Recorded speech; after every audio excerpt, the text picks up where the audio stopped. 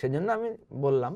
কিন্তু আমি যদিও একটু স্যাটায়ার করে কথাটা বলেছি, কিন্তু আমি দেখলাম যে কথাটাতে কাজ হয়েছে। তার মানে গণ-অভ্যুত্থানকে আপনি খারাপ দেখেন না ভালোভাবে দেখেন? না, গণ অভ্যুত্থান হচ্ছে এমন একটা জায়গা, যেমন আমরা খারাপ মানে কি, যেমন ধরেন একটা মা যখন সন্তান ধারণ করে না, তার তো খুব কষ্ট হয়, তার ব্লিডিং হয়, তার লাইফ রিস্ক থাকে। কিন্তু যখন সে সন্তান জন্ম দেয়, তখন কিন্তু এটা মানে অসাধারণ একটা জিনিসের জন্ম হয়, তাই না?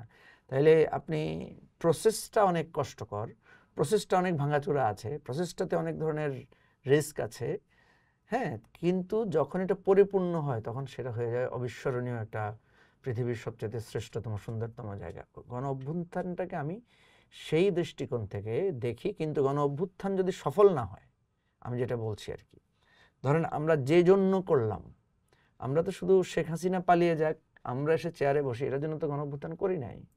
এবং আমাদেরকে চেয়ারে বসানোর জন্য করে নাই লোকেরা। আমরা যে আজকে ধরেন যে কোনো কারণে হোক, আমরা যারা বঞ্চিত ছিলাম, অবহেলিত ছিলাম, নানা ধরনের কষ্টের মধ্যে ছিলাম, আমরা কিন্তু একটা বেটার পজিশনে আছি আগের তুলনায়।